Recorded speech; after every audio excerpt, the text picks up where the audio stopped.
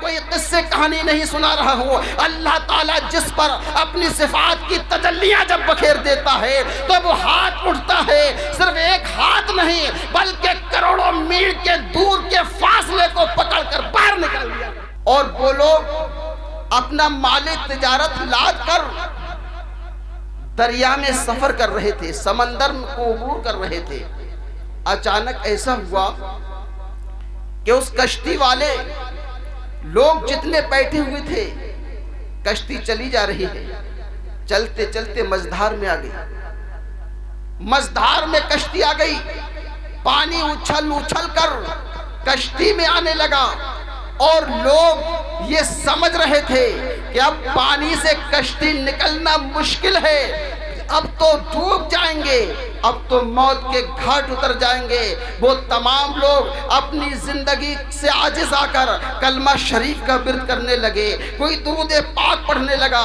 تو ایک صاحب کھڑے ہوئے, کہنے لگے اے لوگو اگر آج نجات چاہتے ہو, اے لوگو اگر آج زندگی چاہتے ہو, اے لوگو اگر آج اس سمندر کو پار کرنا چاہتے ہو تو کوئی اور راستہ نہیں ہے. سب کے سب کھڑے ہو جاؤ اور کھڑے ہو کر اپنا رخ جو ہے, اپنا چہرہ جو ہے وہ بغداد کی جانب کو کر لو اور سب ایک زبان ہو کر نعرہ لگاؤ, یا شیخ عبد القادر ادرکنا, یا شیخ عبد القادر جیلانی ادرکنا, اے شیخ عبد القادر ہماری مدد فرمائیے, اے شیخ عبد القادر ہماری مدد فرمائیے.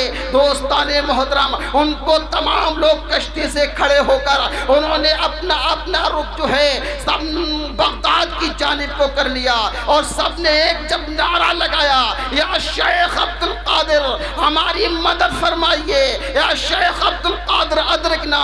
قسم خدا کی ان لوگوں کی نگاہوں نے دیکھا کہ سمندر پر ایک قدرتی ہاتھ نمودار ہوتا ہے اور اس کشتی کو پکڑ کر آنے واحد میں ساحل پر جا کر رکھ دیتا ہے. وہ تمام لوگ کود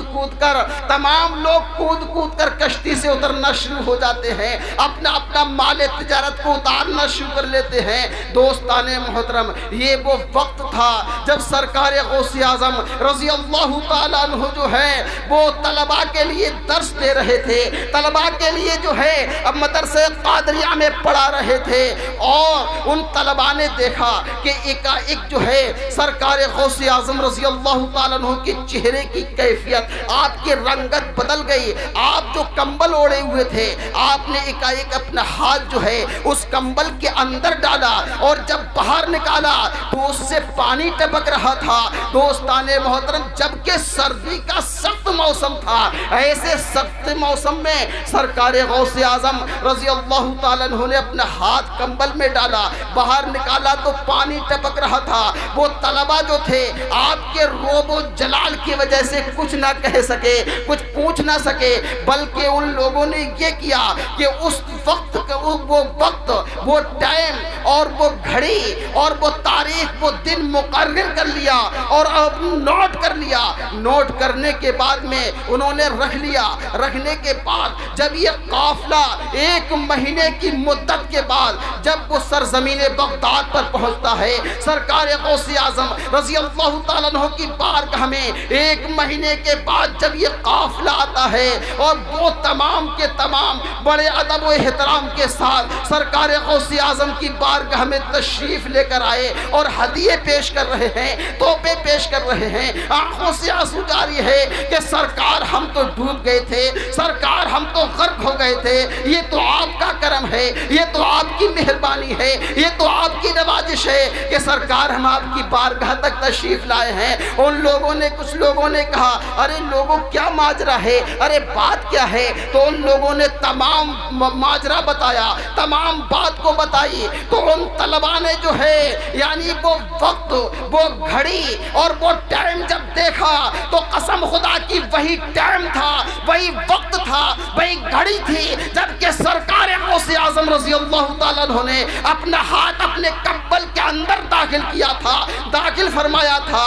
دوستان محترم، ادھر کشتی سمندر پر ڈوب رہی ہے، ادھر سرکار غوث اعظم ہزاروں میل دور بیٹھ کر آنے واحد میں ان کی کشتی کو ہاتھ سے دریا کے پار لگا رہے ہیں۔